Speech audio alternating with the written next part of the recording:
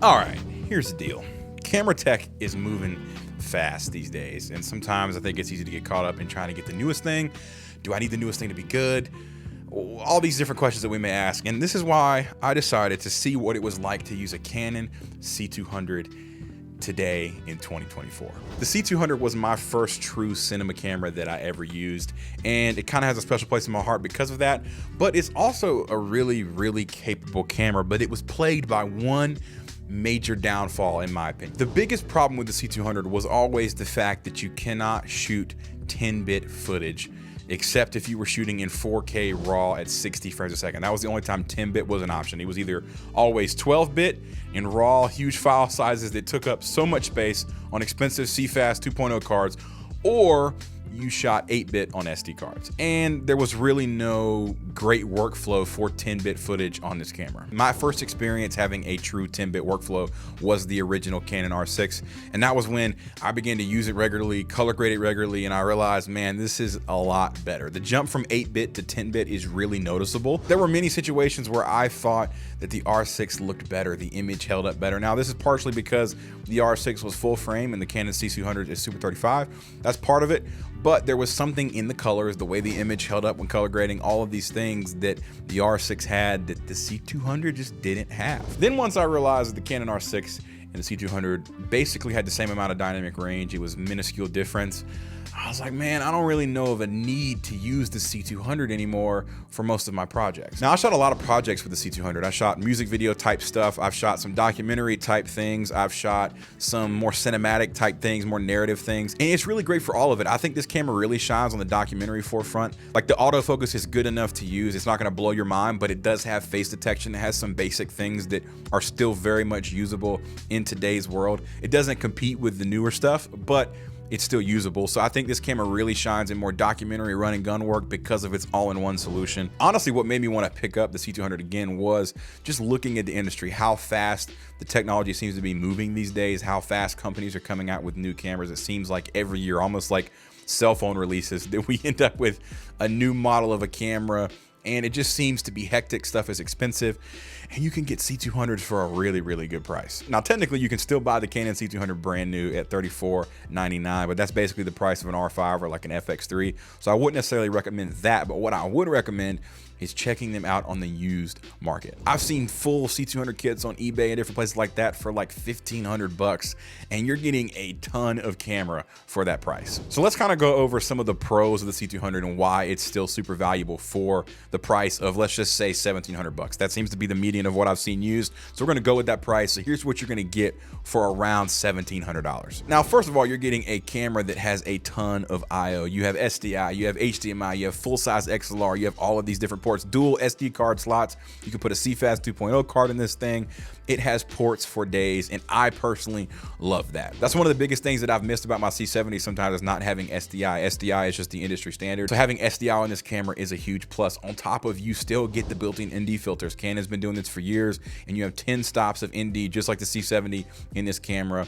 That's also a huge win. And you heard me mention the XLR ports. This camera has a great audio interface. You can use full-size XLRs, and you have the option to use phantom power, all these different things. So you can power 2 lav systems, you could power a shotgun mic and a lav system, all these different things on top of having a normal mic jack like you see on cameras like the Canon R6 and things like that. You have tons of options for getting audio, and the preamps are actually really good. And the audio quality is actually pretty good, and you can really use this thing for interviews and different things like that. One of my favorite things about the C200 is that the XLR ports are not tied up within the top handle. So you actually have full audio capabilities even if you remove the top handle. And if you're like me, a lot of times you like to replace the top handles with different ones from different brands because they just feel more comfortable or whatever the reason may be. So not having those ports tied into that is a huge plus. The other great thing about the C200 is it's an EF camera. And yes, I said this is a great thing, not because I think RF is bad. I just think the Canon EF lenses are still fantastic. There's so many in circulation, and they're becoming more and more affordable as their RF counterparts come out and hit the market. So EF lenses are better and cheaper than they've ever been. And if you have an EF camera, this is a great opportunity for you because you can get a lot of high quality lenses for a really good price. On top of EF mount being extremely adaptable to other mount systems. So if you have some E mount lenses or if you have a PL mount, you can get adapters that work great with the EF mount. So this is an extremely versatile lens mount that I think is cool that this camera has. Now, I'll be honest, the screen that comes with the C200 is not the best, but it's also not the worst that I've ever seen. But the cool thing about it is that it articulates fully. You can flip it around pretty much any direction that you want. But overall, the screen's fine, it's usable, and you can always add another external monitor to this camera anyway. Another great thing about the C200 is it still uses the same BP batteries that the C70 uses in most of Canon cinema line, and they're great. They last forever. The battery life on those is fantastic. I'm always a fan of backwards compatibility in terms of batteries. So if you have a C70 laying around or anything like that, and you've bought any of the BP30 batteries, you can also use them in your C200. Now, ergonomically, this camera is great because it comes with a side handle that has a record button built in and some other buttons as well. So I really enjoy that. I like a side handle. I find this camera to be extremely comfortable to film with. But just like the top handle, you can take this side handle off and basically get the camera down to almost a cube-like shape that a lot of DPs and cinematographers like, so they can build out what they actually want on it. So the camera can actually be stripped down to its core without losing any functionality. You don't lose audio functionality. You don't use record button. None of that stuff is lost if you take the top and side handle off. So that's just a really nice plus. The other thing that this camera has is it does have an EVF. So if you're one of those people that likes to look through a viewfinder on a sunny day outside, you actually do have that option with this camera. Now, Canon actually did sell a C200B variant of this camera that essentially didn't have the top handle, it didn't have the side handle, the screen, or the EVF. So basically what it allowed you to do was, if you knew you were gonna get your own accessories anyway, you're gonna get your top handle, you're gonna get your side handle, you didn't want the EVF, you could just get this C200B variant and save some cash that way. And it was a great way for people that were gonna get their own accessories anyway to buy this camera. And you can actually still find the C200Bs out there on eBay and different places like that as well for used, and it'll save you even more cash. So now let's talk about video and just image quality in general. I think this camera is fantastic. I think it's some of the best 8-bit footage that I've used. I've seen really bad 8-bit footage and I've seen really good 8-bit footage, and this is about as good as 8-bit gets in my opinion. The image on this camera is beautiful. It doesn't have the dynamic range that my C70 has, but it does have 13 stops, and usually if you know what you're doing, that's enough. It produces really nice skin tones, really nice highlight roll off. I really do like the image off this camera, and especially if you shoot in RAW, you really get a lot of information in that 12-bit codec to really play with and be able to push in whatever direction you want. But I find even the 8-bit footage itself looks really good. Now, if there's one thing that the C200 doesn't have that might be a deal breaker for me, not a deal breaker, but it'd be really hard, is that in 8-bit you cannot shoot in C-Log 2. You only have C-Log 3 and Canon Log 1, the original Canon Log. You do not have an option to shoot C-Log 2 except when you're shooting in RAW, which is really unfortunate. And the fact that the C-Log 3 in 8-bit is not the Cinema Gamut C-Log 3, so you have a little less latitude in what you're able to do. Now, most of the B-roll from this camera you're seeing in this video is 8-bit footage. There may be a handful of 12-bit shots that I used back in the day. I don't really remember what is what. Now, some of the footage may not look the best, but you can blame that on me not knowing how to color grade back then or not knowing how to shoot as good as I do now, but I still think the footage holds up. I think it looks great. This new stuff that I shot this week on it in 8-bit looks great. I was able to get a pleasing image out of it. Among all of the different codec options on this camera, you do also get 4K 60, which is really sick. You can record all of that to an SD card. Now, again, this is 8-bit 4K 60. Now, you do have a 10-bit 4K 60 option in RAW recording to CFast 2.0 cards, but the file sizes are astronomical. You get like 16 minutes on a 256 gig card.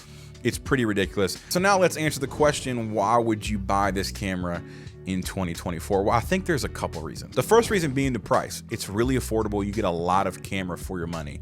I don't know that you could list off the features that the C200 has and be able to get any camera on the market brand new for the same amount of money. Now, even for example, take the Canon C70. Sure, the C70 has 4K 120. It has a great 10-bit workflow, but pretty much everything else the C70 has, the C200 also has. Arguably more in some cases when you consider the full-size XLR as opposed to mini XLR on the C70, and it has SDI. So there are some areas in which that the C200 actually, if you look at it that way, has more features and more I/O compared to its newer counterparts. But when you compare the price, the C70 is going to run you around $5,500 by the time you get everything all in that you need, versus like $1,500 for a C200. And at some point, diminishing returns kick in, and you have to ask yourself, is the C70 really 4 or 4.5 times better than the C200? I don't know that it is. It might not be, it might be. That's kind of up to you to decide. That's the entire point of this video, because I wanted to highlight ways in which you can get a nice high quality cinema camera for an affordable price. And I do think the C200 still has some life left in it. So I think for the right person, the C200 might be perfect today because it is so affordable, it is so capable, and you have a lot of options and a lot of IO at your disposal to be able to rig it up, create whatever you wanted to make with it, you could do with this camera. But let me know in the comments what you guys think of the 8-bit footage. Also, just ignore my poor color grading. This was like Brock 5 years ago, so I didn't really know what I was doing as much as I do now. But that's all I got for you. I appreciate you watching. If you're interested in filmmaking, cinematography, storytelling, photography, gear, a little bit of tech here or there, hit that subscribe button. Join the family. Let me know that you're new. Let me know that you're here in the comments. Hit that like button. I appreciate the support. I also do have some LUT packs and some free resources for you guys available if you need help with your audio. I have a free audio workflow guide on top of C-Log 2 and C-Log 3 LUT packs that you can go download. Hit that link in the description if you're interested in anything like that. But again, I appreciate you guys. Thank you so much for watching. I'll catch you in the next one.